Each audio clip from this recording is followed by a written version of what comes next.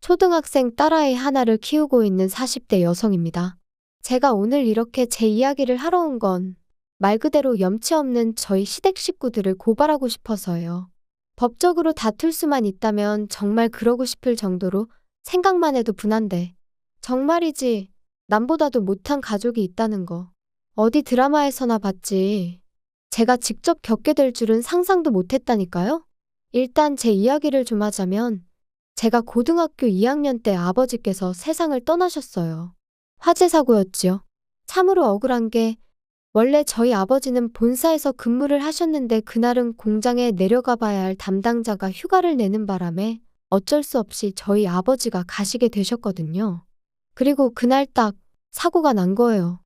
어이없는 사고로 아버지를 잃은 후 아버지와 사이가 좋으셨던 어머니는 밤낮으로 눈물을 흘리셨고 저는 저대로 매사에 비관적인 사람이 되어갔지요. 게다가 이후로 어머니도 저도 전혀 알지 못했던 빚들이 여기저기서 하나둘씩 튀어나오는데 정말 환장하겠더라고요. 뿐만 아니라 저희 모녀를 더 미치게 했던 건 아버지의 형제들 그러니까 친척들이었어요. 사람이 죽었는데 기껏 저희 집에 찾아와서는 형이 재산을 얼마나 남겼냐, 보상금은 얼마나 받았냐, 자기들이 정말 힘들어서 그러니 좀 나눴으면 안 되겠냐. 형이 살아있었다면 무조건 나눠줬을 거다. 말 같지도 않은 소리를 어찌나 뻔뻔하게 내뱉어대던지. 그때 정말 처절하게 배웠어요. 피가 물보다는 진하다고 해도 돈보다는 못하다는 걸 말이죠. 그리고 그런 일련의 시간은 저에게서 미래에 대한 꿈도 희망도 다 빼앗아 갔어요.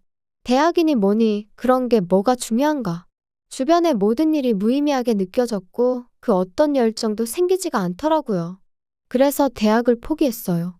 나중에서야 그 선택을 후회하기도 했지만 그땐 제 나름대로 최선의 선택이었죠. 그리고 이후로도 한동안 방황을 하던 제가 정신을 차리게 된 계기가 있었으니 그건 바로 제 은인이나 마찬가지인 사장 언니를 만나면서였습니다. 당시 저는 그래도 제 용돈은 벌었어야겠다는 생각으로 디저트 가게에서 아르바이트를 하고 있었는데 그때만 하더라도 가게가 자리를 잡기 전이라서 아르바이트생이라곤 저 하나밖에 없었거든요. 그리고 사장 언니는 사장과 아르바이트생이라는 관계에도 불구하고 저를 정말 친동생처럼 아껴주었어요. 뿐만 아니라 제가 디저트에 흥미를 보이니 틈틈이 어떻게 만드는 건지 가르쳐주기까지 했지요. 너무 기뻤어요. 사실 집에서 흉내라도 내보고 싶은 적이 한두 번이 아니었는데 도구 하나 제대로 갖춰진 게 없었기에 엄두도 못 내고 있었거든요. 그리고 그렇게 계속 배우다 보니 누구한테 말하진 못했지만 언젠가 나도 이런 가게를 하고 싶다는 꿈을 갖게 되었지요. 하지만 그 행복이 오래가지는 않았습니다. 당시 어머니 허리 디스크가 악화되면서 일을 좀 쉬셔야 하는 상황이 되었으니까요. 그래서 저는 어쩔 수 없이 디저트 가게 일을 그만두고 말 그대로 돈을 벌기 위한 직장을 구해야만 했어요. 그나마 다행이었던 건 사장 언니의 도움으로 비교적 쉽고 빠르게 한 사무실에 취업을 할 수 있었다는 거예요. 사장 언니가 하는 말이 제가 그동안 자기한테 정말 도움이 많이 되었다면서 이렇게밖에 못 도와줘서 미안하다는데 그냥 지금도 그때를 생각하면 고마운 마음에 눈물부터 나요. 아무튼 이후로 21살부터 28살 때까지 평범한 직장인으로 살았습니다. 취미생활로 과자를 구우며 특별할 것 없는 하루하루를 보냈고 지금의 남편도 만나게 되었죠. 저와 마찬가지로 회사를 다니던 평범한 직장인이었던 남편은 좋은 게 좋은 거라는 둥글둥글한 성격의 배려가 몸에 배어있는 자상한 사람이었어요. 그리고 그런 남편의 성격이 너무 부러웠던 저는 남편이 도대체 어머님 아버님 두 분 중 누굴 닮은 걸까? 두 분은 얼마나 좋은 분들일까? 늘 궁금했는데 결혼 준비를 시작하고 나서야 비로소 알게 되었습니다. 누굴 닮아서 그런 것도 아니었고 두 분도 그렇게 좋은 분들이 아니셨다는 걸 말이죠. 남편은 3남매 중 둘째로 소위 위아래로 치이는 입장이었어요. 맞이인 아주버님에게는 시부모님의 기대가 대단하셨고 막내인 신우에게는 하나뿐인 공주님이라며 불면 날아갈까 쥐면 부서질까 아주 애지중지하셨지만 저희 남편한테만큼은 한마디로 본체만 채 있으나마나. 그리고 그런 시부모님의 마음이 확실히 드러났던 때가 바로 상견례 자리에서였습니다. 아이들 결혼 준비를 어떻게 도와주실 거냐는 저희 어머니에게 둘이 좋아서 하는 결혼이니 부모가 뭐라 하겠냐면서 도와줄 형편이 안 되니 그런 줄 아시라 그 일로 우리 아들을 사위로 못 받아들이시겠다면 그 또한 뭐 어쩔 수 없다. 한마디로 배째라는 식으로 나오시더라고요. 그리고 정말로 저희 시부모님이 돈이 없으셔서 그러신 거라면 해주지 못하는 부모의 마음은 오죽하겠나 그렇게 생각하면 생각했지 원망은 하지 않았을 겁니다. 하지만 그게 아니었어요.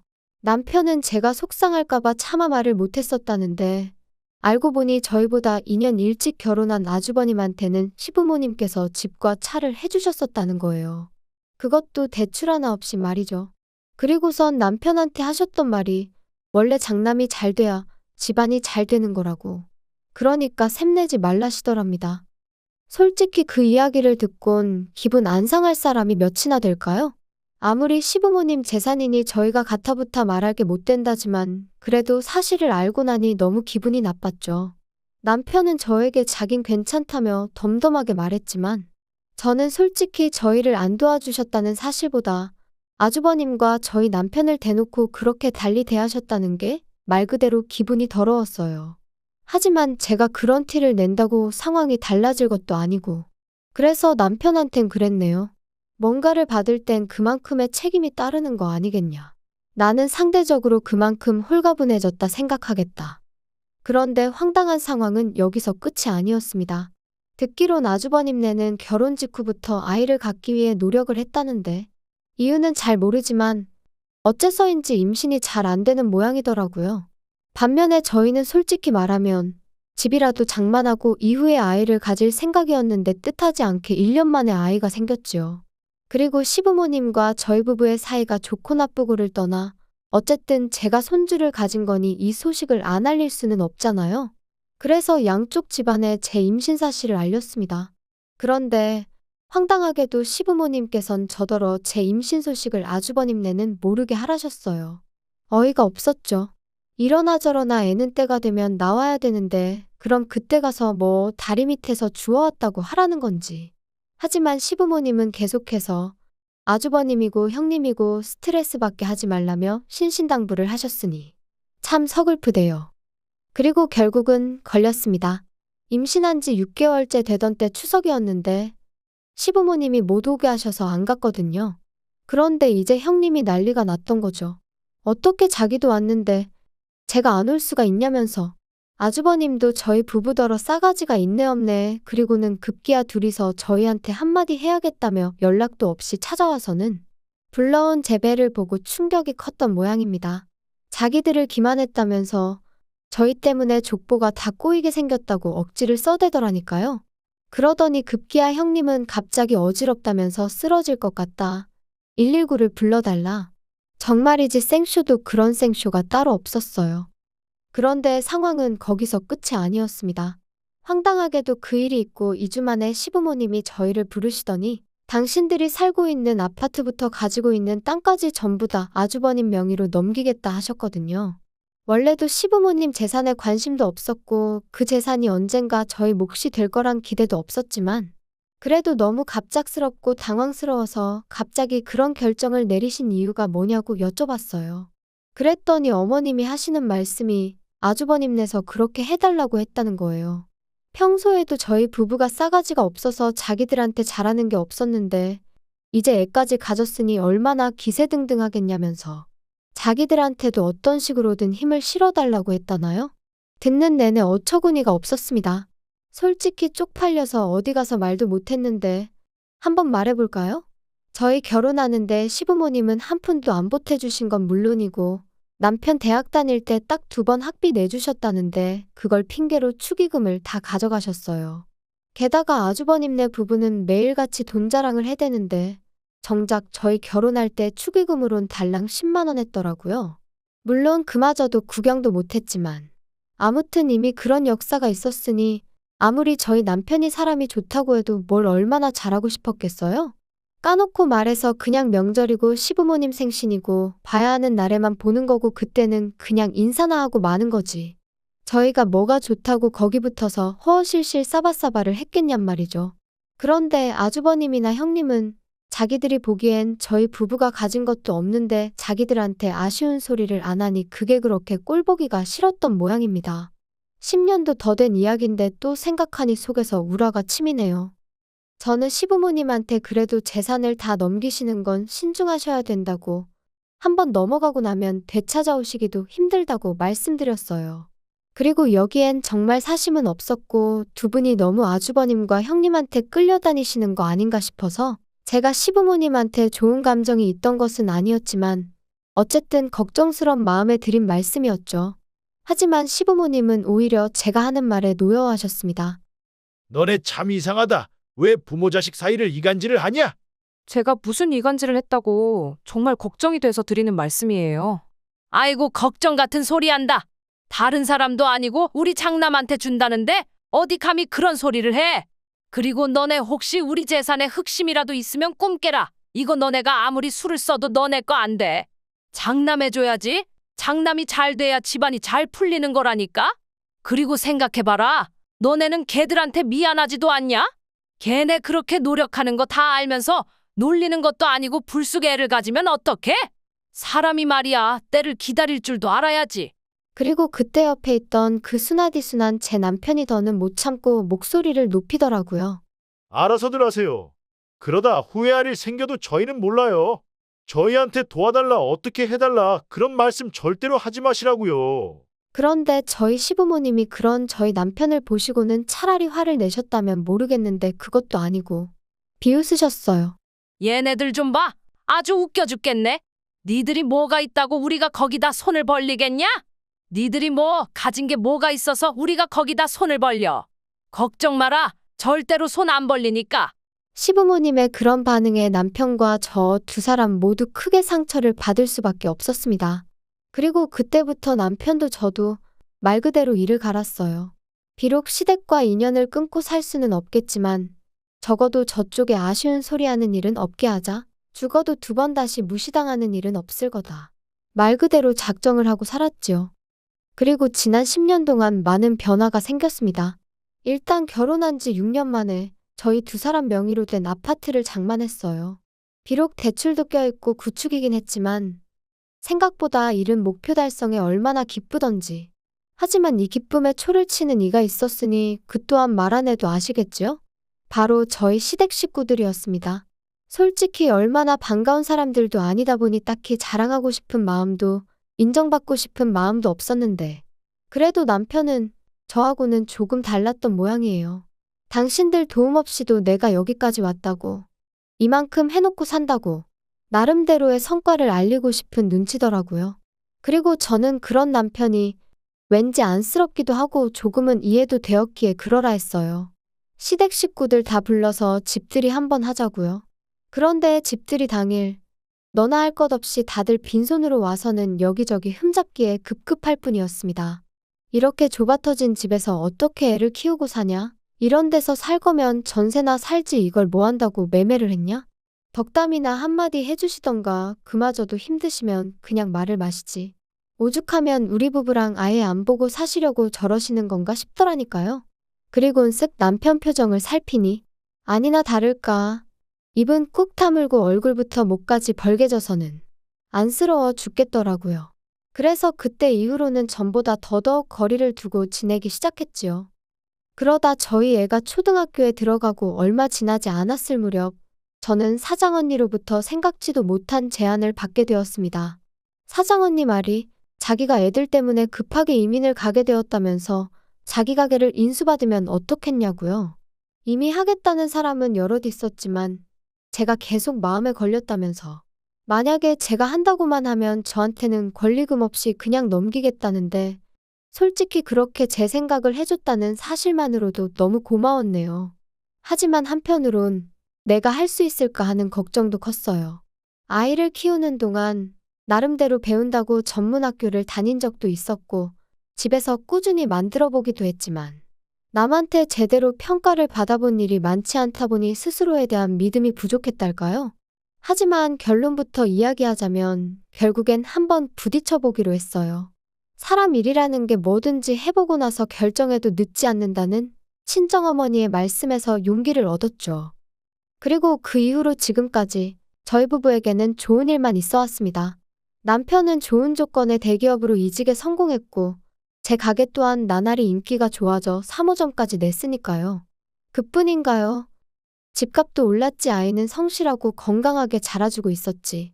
어느 것 하나 불만을 가질 이유가 없었어요. 그리고 그렇게 행복하고 편안한 하루하루가 이어지면서 시댁 식구들에 대한 관심은 점점 멀어져만 갔습니다. 사실 사이가 안 좋아지기 시작한 무렵부터 한동안은 그래도 시댁 식구들이 어떻게 지내고 있는지 알아야 할 것 같았고 뭐랄까. 비록 느슨하고 해진 끈일지라도 어떻게든 붙잡고 있어야 할 것 같았거든요. 그런데 어느 순간 그런 마음도 옅어지기 시작하대요. 아마 저희 셋만으로도 충분히 행복할 수 있다는 걸 깨닫기 시작하면서부터 아니었나 싶은데. 아무튼 그리고 그렇게 지내다 보니 어느 순간 시댁에 대한 미움도 원망도 사라진 것 같았습니다. 알아서들 잘 살겠지. 무소식이 희소식이라니까. 우리도 알아서 잘 살고 있어요. 정말 딱 이 생각뿐이었어요. 하지만 올해 초 전혀 생각지도 못한 소식을 듣게 되었습니다. 평소에 왕래라곤 요만큼도 없었던 신우한테서 말이지요. 어떻게 제 번호를 알게 된 건지도 모를 만큼 소원한 사이였는데 난데없이 신우가 전화를 해서는 저희더러 무심하니였더니 한참을 떠들어대대요. 그리고는 한다는 말이 아주버님네가 난리가 났다면서 큰일 났다는데 솔직히 하나도 궁금하지 않았어요. 하지만 안 물어보면 이 전화가 끝날 리가 없겠구나 싶어. 무슨 일인데 그래요? 언니 어떡하면 좋아요. 우리 큰오빠 아주 쫄딱 망하게 생겼어요. 그리고 이때까지만 해도 저는 솔직히 기껏해야 아주버님이나 형님 둘 중 한 분이 바람이라도 났나 싶었는데 쫄딱 망하다니 그게 다 무슨 소리예요. 알아듣게 얘기를 해봐요. 글쎄 세상에 큰오빠가 큰언니랑 상의도 없이 엄마 아빠가 준 땅도 다 팔아버리고 아파트 담보로 대출도 있는 대로 끌어다가 주식을 했대나 코인을 했대나 진짜 미쳤나 봐요. 어떡해요? 그걸 저한테 물어도 제가 무슨 말을 해야 할지 모르겠네요. 아니 근데 솔직히 작은 오빠랑 언니 때문이기도 해요 이게. 큰오빠가 하는 말이 두 사람 사는 게 하루가 다르게 나아지는 것 같다면서 엄청 조바심을 냈거든요. 혹시 우리한테 말 안 하고 뭐 재테크했어요? 아니 그렇잖아. 어떻게 이 집만 자꾸 살림이 펴?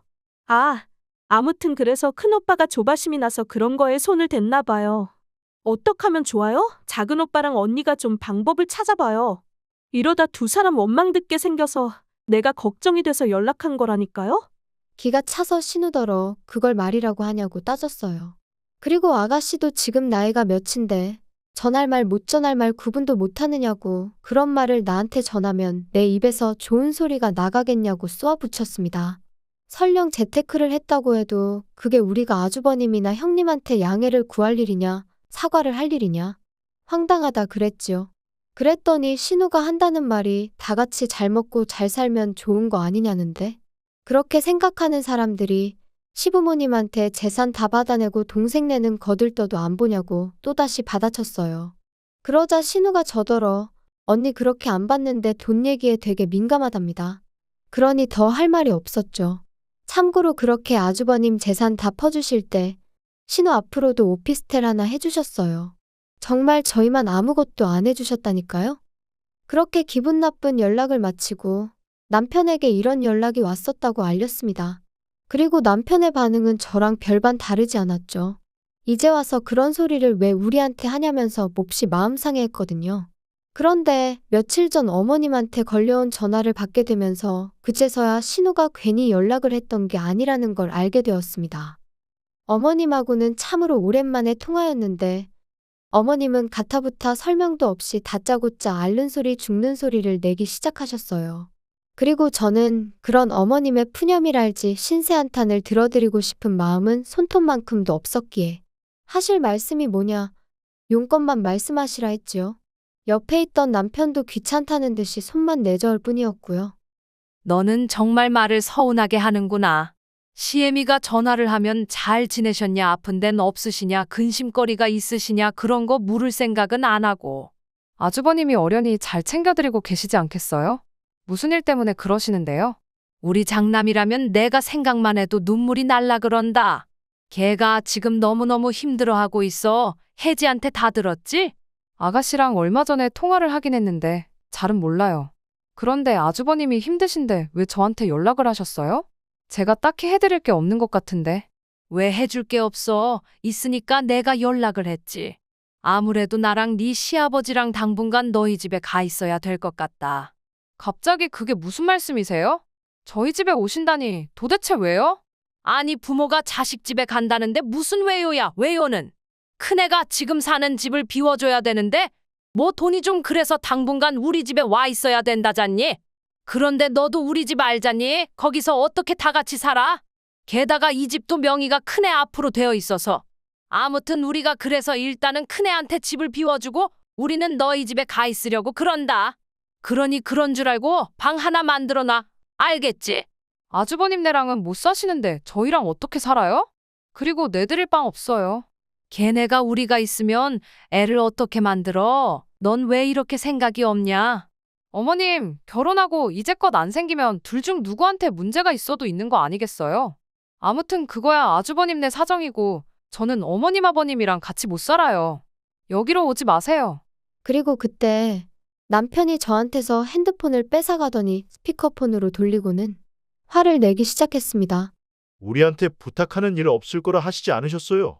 가진 것도 없는 저희한테 뭘 바라겠냐면서 있는 대로 비웃으셨을 땐 언제고 이제 와서 같이 살자고 하면 제가 좋다고 할 줄 아셨냐고요. 죽이 되든 밥이 되든 형님하고 사세요. 아니면 어떻게든 지금 두 분이서 사시는 집은 지키시던가요. 아무튼 저희는 요만큼도 얽히고 싶지 않으니까 이런 연락이라면 하지 마세요. 남편은 자기 할 말을 마치기가 무섭게 전화를 끊었고 이후로 한동안 복잡한 표정을 하고 있었습니다. 그리고 저는 무슨 말이라도 해야 하나 싶었지만 그냥 기다렸어요. 남편이 먼저 무슨 말이라도 해주기를 말이죠. 그러자 한 1시간쯤 지났으려나 신우한테 다시 전화가 와서는 아주 생난리를 치대요. 저희 때문에 지금 어머님이 울고불고 난리시고 아주버님네가 저희 가만 안 둔다고 그랬다고요. 어이가 없어서 하나도 안 궁금하니까 소식 전하지 말라고 했어요. 그리고 아주버님한테 가만 안 둘 거면 어쩔 건지 마음대로 해보라 전하라 했습니다. 우리도 이제 정말 겁날 거 하나 없고 막말로 평생 안 보고 살아도 된다고요. 남편도 질세라 형 노릇이나 똑바로 하면서 뭐라고 해야 씨가 먹히지 않겠냐며 화를 내대요. 그런데 어이없게도 시부모님은 기어이 짐을 바리바리 싸들고는 저희 집에 오셨어요. 끊임없이 눌러대는 벨소리에 당황스럽고 이웃에게 미안하여 현관을 열었더니 왜 문을 이제 여냐며 씩씩대시는데 순간 기가 막혀서 말이 안 나오더라니까요.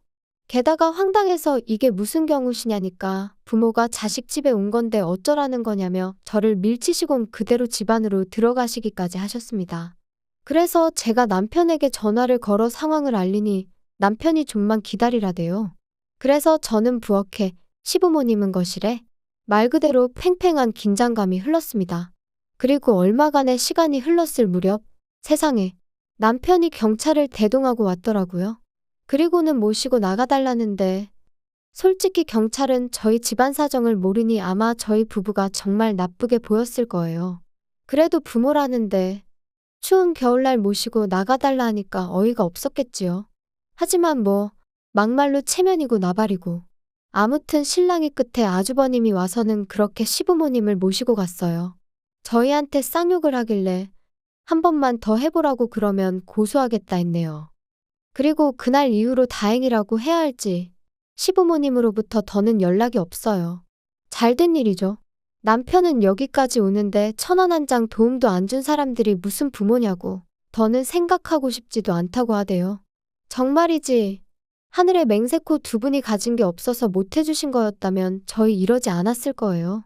오히려 안타깝고 안쓰럽게 생각하며 저희가 먹고 살만해진 지금 어떻게라도 도와드렸을 테지요. 뭐 아무튼 이미 다 지나가 버린 일 계속 곱씹는다고 뭐가 달라지겠어요? 더는 그냥 저희를 찾지 않으셨으면 좋겠습니다. 저희도 찾지 않을 거니까요. 그냥 각자의 자리에서 정말이지 무소식이 희소식이라